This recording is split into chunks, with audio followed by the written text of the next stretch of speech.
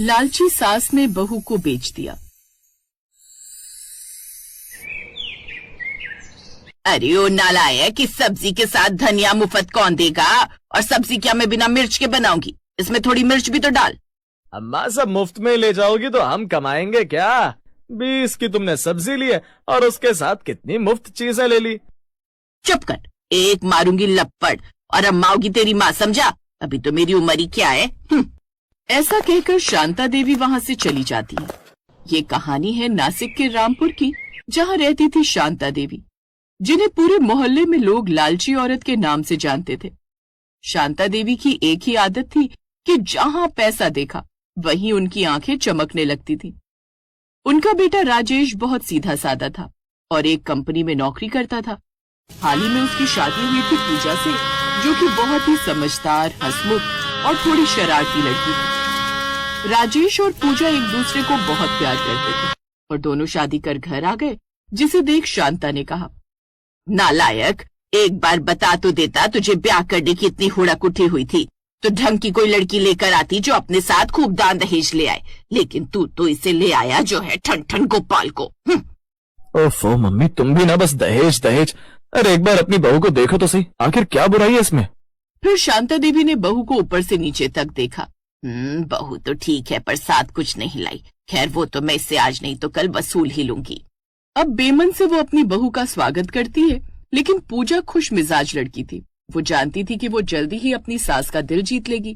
फिर अगली सुबह पूजा रसोई में गुनगुनाते हुए काम कर रही थी। माँ जी, आज आपके लिए आलू के पराठे बनाऊं?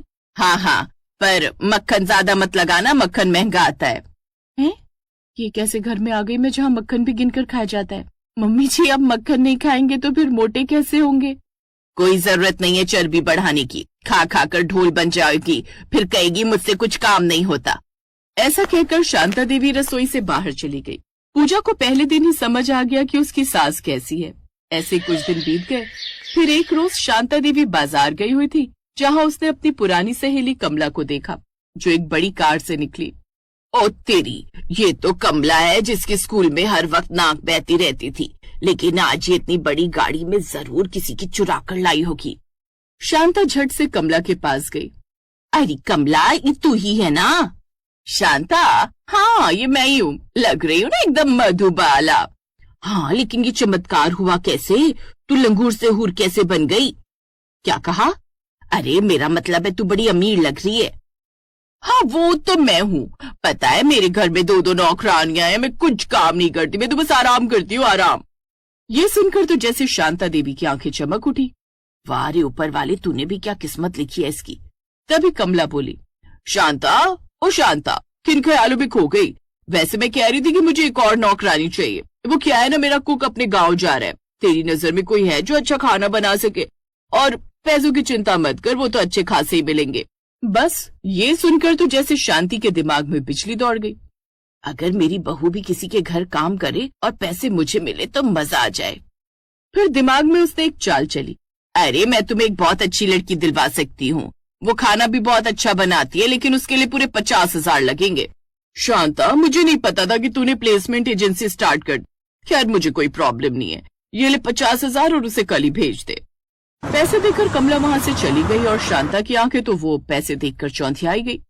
हाय हाय, क्या दिमाग लगाया तूने शांता, तूने तो सचमुच कमाल कर दिया। बहू को बेच भी दिया और उसे पता भी नहीं लगने दूंगी। वो पैसे लेकर शांता घर आ गई और घर आकर अपनी बहू के सामने उदास चेहरा लेकर बैठ गई। उसे उदास देखकर पूजा ने उससे पूछा, क्या हुआ माँ जी, आपकी भैंस को डंडा किसने मारा? चुप कर, तुझे तो बस मजाक ही सूझता रहता है। एक बेचारी मेरी वो सहेली है, वो बेचारी खुद कुछ काम नहीं कर सकती। उसकी तबीयत जो खराब रहती है, बेचारी बड़ी परेशान है। उसका कुक था जो गांव चला गया है और वो खाने के मामले में किसी और पर भरोसा भी नहीं कर सकती। अब मैं चली जाती कुछ दिन उसकी हेल्प के लिए, लेकिन तुझे तो पता है मुझसे खुद खाना नहीं बनता। अब सहेली होने के नाते मैं इतना भी नहीं कर पा रही हूँ। अब कौन है मेरा जिससे मैं अपना दुख कहूँ? बस आप इतनी सी बात के लिए परेशान हो रही हैं? मैं हूं ना, कुछ ही दिनों की तो बात है, मैं चली जाया करूंगी उनके यहाँ खाना बनाने। तू सच कह रही है बहू, मेरी अच्छी बहू? अब तो वो अपनी बहू को अपनी बातों में बहला फुसला लेती है, लेकिन बेचारी पूजा को बिल्कुल पता नहीं था कि सास ने उसे नौकरानी बनाकर बेच दिया है। और अगले दिन ही अपनी सास के कहने पर वो कमला के बताए हुए पते पर पहुंच जाती है। आओ आओ, तो तुम ही हो पूजा? जी आंटी जी। हैं? आंटी नहीं, मैडम को मैडम। लगता है बुढ़िया को खुद को मैडम कहलवाने का कुछ ज्यादा ही शौक है। खैर मुझे क्या, मैडम ही बोल देती हूँ। कमला ने पूजा को तरह तरह का खाना बनाने का ऑर्डर दे दिया और पूजा ने जल्दी जल्दी सब खाना बना दिया, जो कि कमला को बड़ा पसंद आया। वाह भाई पूजा, तुम्हारा तो जवाब नहीं, क्या बढ़िया खाना बनाती हो।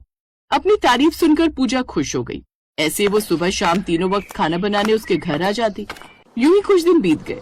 फिर एक रोज जब वो किचन से बाहर आ रही थी, तभी उसने कमला को अपनी सास से फोन पर बात करते हुए सुन लिया। कमाल का हुनर है तेरी भेजी हुई नौकरानी में शांता। अरे मैं तो कहती हूँ अगर मैं तुम्हें इसके 50,000 की जगह 80,000 भी दे देती ना तो मुझे गम नहीं होता। लेकिन उनकी ये बातें पूजा सुन लेती है। हैं? इसका मतलब मेरी सास ने मुझे यहाँ नौकरानी बनाकर भेजा है। वाह, क्या कमाल का खेल खेला है मेरी उस लालची सास ने। अपनी ही बहू को अपनी सहेली के यहाँ नौकरानी के रूप में बेच दिया। मेरी सास को तो 21 तोपों की सलामी देनी चाहिए, बल्कि मैं तो कहती हूँ 21 की 21 तोपें ही उन पर छोड़ देनी चाहिए। फिर फोन रखने के बाद वो कमला के पास जाती है और उससे सारी बात पूछती है। इसका मतलब मेरी सास ने मुझे आपको नौकरानी के रूप में बेच दिया। तुम्हारी सास? मतलब ये कि शांता देवी जी जो कि आपकी सहेली है वो मेरी सास है और मैं उनकी बहू हूँ। क्या? समझ गई, ये सब ड्रामा उसने पैसों के लिए किया है। एक नंबर की लालची औरत है कमला, वो कभी नहीं सुधर सकती। कमला को समझ आ गया कि शांता देवी ने उसे सच नहीं बताया। आंटी जी, मेरे दिमाग में एक आइडिया है, अगर आप मेरा साथ दे दो। मैं अपनी सास को सबक सिखाना चाहती हूँ। हाँ हाँ बहू, तू जो भी करेगी उसमें मैं तुम्हारे साथ हूँ।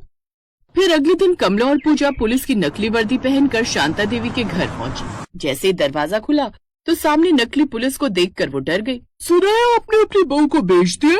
इस जुल्म में आपको अरेस्ट किया जाता है। अपने बहू को बेचने वाली सास, अब तुझे पड़ेंगे डंडे, तब तेरी अकल ठिकाने आएगी।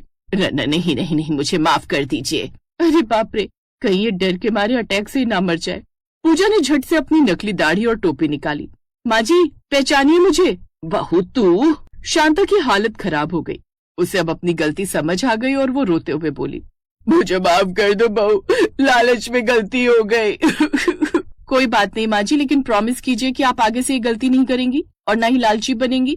हाँ बहू, मैं प्रॉमिस करती हूँ, आज के बाद कभी ऐसा नहीं होगा। कमला ये ले तेरे पैसे, मुझे नहीं चाहिए, लालच में मैं अंधी हो गई थी। वो सब तो ठीक है शांता, लेकिन अब बहू को मत बेचना, नहीं तो अगली बार सच में पुलिस आ जाएगी। लालच इंसान से गलत काम करवा देता है, लेकिन प्यार और समझदारी से हर रिश्ते को बचाया